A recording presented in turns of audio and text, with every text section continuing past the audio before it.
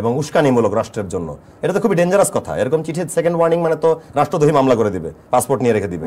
আমি কোনো কিছু চাপা মারতেছি না, চিঠিটা কিন্তু আমি আপলোড করছিও, ফেসবুকে সবাই জানে। হ্যাঁ, রাত 3:30 আপলোড করছিলাম, মাথা নষ্ট হয়ে গেছিল, শেখ হাসিনা থাকা অবস্থায় আমি আপলোড করছিলাম যে আমি আর পারবো না বসে থাকতে, আই উইল টক, এত লোক মরে যাচ্ছে, এখন আর চুপ করে বসে থাকার টাইম নেই। তো 18 সালে এগুলো আমার সাথে হয়েছিল, এবং আমার ফেসবুকটা 15 দিন গভর্নমেন্টের কাছে হ্যাক ছিল, এবং ইলেকশনে 7 দিন পরে আমাকে প্রোফাইলটা দিয়ে বলা হলো যে আপনার আমার ফেসবুক পাসওয়ার্ড 12345, আমি যেন আমার মতো করে পাসওয়ার্ড করে নিই। সো এই সাফার করা মানুষগুলো কি ভুলে যাবে নাকি?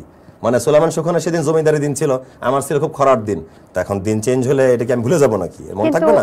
যদি এটার বিপরীত হয়, আবার যদি ক্ষমতায় ফিরে আসে, তখন তো যাদের নামে বলছেন বা যাদেরকে বলছেন তারা তো আপনাকে বাঁচাতে দিবে কি? দুটো জিনিস হবে, কোনোদিন এটা হবেই না, এটা কোনোদিন হইতেই পারবে না, ইনশাল্লাহ কখনোই হবে না। এরা কোনোদিন আর আগের জায়গায় আসতে পারবে না। মানুষের সাপোর্টেই এখন মারামারি হবে। মানে যদি আমাকে কিছু ক্ষতি করতে আসে, পাবলিকই অ্যান্সার দিবে। 18 সালে আমি একটা ছোট মানুষ ছিলাম, 15 সালে মিডিয়া আসছিলাম, 3 বছরে আমাকে ছুটানোর জন্য কোনো লোক দাঁড়াইতো না। আপনি এখন আমাকে এখান থেকে তুলে নিয়ে যান, দেখেন কোনো লোক দাঁড়ায় কি দাঁড়ায় না, আমার ওটুকু বিশ্বাস মানুষের প্রতি আছে। আর দ্বিতীয় পয়েন্ট, যদি এমনটা হয়েই যায়, আমার আর্থিক সামর্থ্য অনুযায়ী আমি অন্য স্টাইলে বর্ডার পার হয়ে অন্য কোনো দেশে সেটেলড হয়ে যাবো, ধরেও পারবে না, ওরা যেটা করতেছে সেটাই করবো। আচ্ছা, বাংলাদেশে থাকা হবে না আর কি, মিস করবো দেশকে। এটাই। ছাত্র আন্দোলনে আপনাকে সক্রিয় ভূমিকা পালন করতে আমরা দেখেছি, এবং সোশ্যাল মিডিয়াতে একদম 15 জুলাই থেকে আপনি সরগরম। এবং আমি যদি বলি যে আপনি কিন্তু বিপ্লবী ক্ষুদিরাম বসুর একটা স্ট্যাটাসও শেয়ার করেছিলেন সেই সময়টা, এবং সাবেক সরকার থাকাকালীন আপনি বলছেন যে চিঠিটাও আপনি পোস্ট করেছেন। তাহলে এবার এটা লিখছিলাম যে গরম পানি ঢেলে দিলে তো মানুষ মরলো কিভাবে হেলিকপ্টার থেকে, সেটা তখন শেখ হাসিনা তখন দেশে ছিলেন। গরম পানি ঢেলে দেওয়ার কিন্তু আরেকটা বিষয় সম্প্রতি চলছে, আপনি তো শুনছেন যে যারা বিপ্লবী ছাত্র ছিল তাদের মাথায় আলো আসবে, মারা খাবেই। হ্যাঁ, আচ্ছা, এই বিষয়টা আপনার কেমন লাগছে যে দেখার পরে, যে এই যে স্ক্রিনশটগুলো যে ভাইরাল হয়েছে, এগুলো দেখার পর মানে আপনি একজন শিল্পী হিসেবে আপনার কি বলার আছে? শিল্পী হিসেবে বলার আছে যে আপনি তো বুঝতেছেন যে আমি আপনি তো বললেন, নিজের মুখে বললেন যে আমি 15 তারিখ থেকে সরব ছিলাম, তাহলে আমার কেমন লাগতে পারে, উল্টা পথের পথিককে কেমন লাগতে পারে। সো আমার কাছে মনে হয়েছে যে এটা শিল্পী আপনি তখন হবেন যখন আগে মানুষের বাচ্চা হবেন, তারপরে আপনি ওই গোষ্ঠীর শিল্পী হতে পারবেন। ছাত্র আন্দোলনে আপনি সক্রিয় ভূমিকা পালন করেছেন, যেমন সোশ্যাল মিডিয়াতে তেমনি রাজপথে আমরা দেখেছি। আসলে আপনি কোন এলাকায় ছিলেন তখন? আমি আমার নিজের বাসা এলাকাতে মিরপুর ডিএসসি ছিলাম। যে পরিমাণ আপনি স্ট্যাটাস দিচ্ছেন আর যে ভয়ঙ্কর স্ট্যাটাস দিচ্ছেন, সাধারণত যারা আসলে সেলিব্রিটি বা পরিচিত মুখ, তাদেরকে তো আসলে ধরে ধরে ডিবি অফিসে ডাকা হচ্ছিল, বিভিন্ন রকম হ্যারাস করা হচ্ছিল। আপনাকে এরকম কোনো কিছু বলা হয়নি? না, আমাকে কোনো এক কারণে 24 সালে ডাকা হয় নাই, আমি জানি না, ডাক পাওয়ার কথা ছিল কিন্তু ডাকে নাই আর কি। মানে আমার প্যারেন্টসও কনসার্ন ছিল এটা নিয়ে যে যেন এবার ডাকলে আবার প্যারা হবে, হ্যারাসমেন্টে যাব, আমার ভালো লাগে না জুনিয়র এই পুলিশদের পিছনে দৌড়াইতে, সেটা আমার আব্বার বক্তব্য। সো ওইটা একটা ঝামেলা ছিল।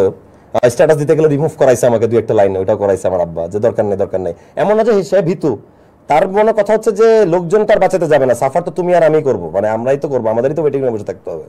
পরে আমি তাকে বললাম যে ইনশাল্লাহ এবার লোকজন যাবে, মানে আমাকে নিয়ে যেতে পারবে না, সমস্যা নেই, ওই প্যারাটা হবে না। তবে কোথাও লুকানো লাগে নাই, নিজের বাসাতেই ছিলাম, কারফিউ টাইমে নিজের বাসাতে ছিলাম, ইন্টারনেটবিহীন জীবনও নিজের বাসাতেই ছিলাম। আর ডিএইচএস এ যখন রাজপথে নামছি শুধু একটাই জায়গায়, সত্যি বলতে ডিএইচএস এ, কারণ আমাদের এলাকাতে মাইকিং করা হয়েছিল যেটি ক্যান্টনমেন্টের পার্শ্ববর্তী এরিয়া, দয়া করে এখানে কেউ মিছিলে আসবেন না। তো ওইটার ডাকে আমরা খুবই ভালোভাবে সাড়া দিয়ে ওটার বিপরীতে আমরা নেমে গেছি আর কি। আমাদের যতজন ইউটিউবার বা যতজন টিভি অ্যাক্টররা ডিএইচএস থাকে, আমাদের আর্মি কিড যারা, সবাই কারোর সাথে যোগাযোগ করা ছাড়াই মাঠে ছিল। মানে আমার সৌভিকদের সাথে রাস্তায় দেখা হয়েছে, তামিমের সাথে রাস্তায় দেখা হয়েছে, আমরা মানে ফেসবুকে চ্যাট করে নিচে নামি নাই। পরের দিয়ে আমার আব্বা আমার সাথে মিছিল ছিল, কারণ 3টা জায়গায় খুব মারামারি হচ্ছিল। মিরপুর 10 আমার ফ্রেন্ডরা যে 2 জায়গা ছিল, ছোট ভাইরা যে 2 জায়গা ছিল, ম্যাঙ্গো স্কোয়াড মেম্বাররা যে জায়গা ফাইট করতেছিল, মিরপুর 10 আর হচ্ছে ইসিবি চত্বর আর ডিএইচএস। আপনার কোন ডিএইচএস এর নাম শুনবেন না, শুধু মিরপুর ডিএইচএস অনেক অ্যাগ্রেসিভ রোল প্লে করছে এই আন্দোলনের সময়। পুরো মিরপুর কিন্তু বেশ উত্তাল ছিল, খুবই উত্তাল ছিল। দমন করার জন্য মানুষকে কম গান ফায়ার করা হয় না এখানে, এবং প্রচুর পরিমাণে মানুষও মারা গেছে। আমি যতটুকু জানি আপনি তো একজন এমআইএসটি স্টুডেন্ট ছিলেন। হ্যাঁ, আমাদের এমআইএসটি যে ছেলেটা মারা গেল, এই যে আর্মড কার্ড থেকে যে লাস্ট টাইমে ফেলে দিল, সেটা মনে থাকবে সারা জীবন। শুধু তাই নয়, আপনার পাশেই যে বিউপি, সেখানে কিন্তু মুগ্ধ সহ এটাই আর কি, আরো অনেকের। সো আমি এই কারণে তো আসলে সক্রিয় ছিলাম যে মানবিক দিকটা হারাই গেলে সেই তারা কোনো কারণে রাষ্ট্র না থাকার ক্ষমতা রাখে না। কারফিউ শব্দটা সেই সময় আপনার কাছে চুটকিতে পরিণত হয়েছিল কেন? কারণ এটা হচ্ছে লং মার্চের আগের দিনের ঘটনা, যে কারফিউ দিয়ে দিল যেদিন, তা আমার কাছে সেটা চুটকি মনে হয়েছে যে কিছু একটা হইলেই কারফিউ, কিছু একটা হইলেই ঘরে বসে থাকি। আমি যদি সবসময় একই জিনিসই বলতে থাকি তাহলে তো এটা দাম থাকে না। এটা বলার, এটা বছরে একবার শোনারও কথাও না কারফিউ ওয়ার্ডটা, কিন্তু তারা তো তখন মানে 7 দিন কারফিউ, মন চাইলে আরো 3 দিন, আবার 4 দিন, মানে উকি দেওয়ার মতো, উকি দিতে মন যাচ্ছে, দেয়াল থেকে উকি দিতেছে। আমার কাছে এটা চুটকি মনে হয়েছে। আচ্ছা, আপনি একটা স্ট্যাটাস দিয়েছিলেন, হে পরাজিত শঙ্খচিল, তুমি সকালে আসিবে কোন রূপে। আমরা দেখেছি যে আপনিও কিন্তু নাটকে বিভিন্ন রূপে অভিনয় করেন। আসলে কারা বারবার বিভিন্ন রূপে ফিরে আসে? এই যে আফসোস পার্টি, এদের হচ্ছে আফসোস লীগের, এরা একবার আনসার হয়ে আসে, একবার অন্যান্য মানে কাজের বসেনি হয়ে আসবে, একবার মানে এক এক শ্রেণী হইতে আসতেছে আর কি। ফ্যামিলিতেও তো আপনি বেশ একটা যুদ্ধ করেছেন আপনার বাবা মার সাথে।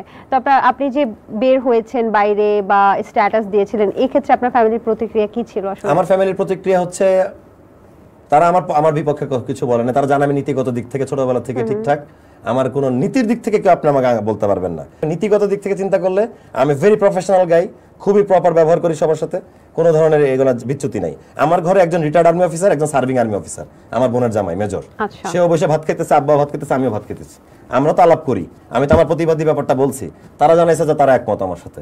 তারা চাকরি করছেন এবার করে দেখে, রানিং করতেছে দেখে তারা এটা নিয়ে কথা বলতে না পারো, কিন্তু আমাকে বলতে বাধা দেয় নাই কেউ, বলে নাই যে এটা বলো না বা এটা করলে আমাদের ক্ষতি হবে, এরকম কিছু করে নাই। ইনফ্লুয়েন্সারের কাজ কি? টিকটকে নাচা না, ইনফ্লুয়েন্সারের কাজ হচ্ছে ইনফ্লুয়েন্স করা, সোসাইটিতে যখন কিছু প্রয়োজন হবে, সোশ্যাল কোনটা পজিটিভ দিক সেটাতে ইনফ্লুয়েন্স করাই আমাদের দায়িত্ব আসলে।